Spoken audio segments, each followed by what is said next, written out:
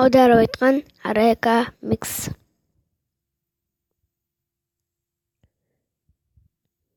Мен таңертең тұрған кезде менің бетімде безеулер пайда болып кетті. Мен оны тек қана біреу шығар деп едім, бірақ олар одан сайын асқынып толып кетті.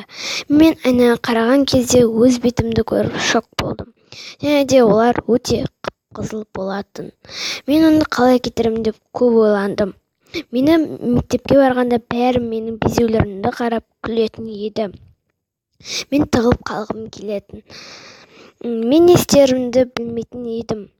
Мен Алла тағалаға көп жалынатын едім. Бірақ мен бір күні көзіме линза алмақшы болдым. Себебі менің көзімдегі әртүрлі түс тағып алсам, маған ешкім мән бермейді, тек көзімді көреді деп ойладым. Сөйтіп мен 2 түрлі линза алдым. Барлығы маған «Вау, керемет, қайдан алдың?» деп маған бәрі қызығып қарайтын еді.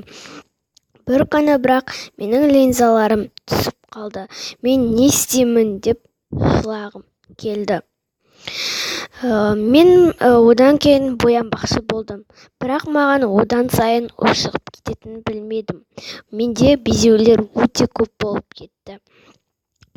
Мен көп жалындым, жыладым, бірақ сонда да кетпеді. Бір күні мен телевизор көріп отырып, безеуді кетіретін сусабынды көрдім.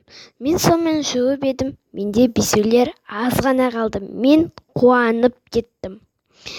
Олар менде азайды. Мен қуанышты болдым. Осы заттың арқасындағы менің безеулерім кетіп қалды. Мен қуандым. Достар, осы видео ұнаса, лайк басамыз.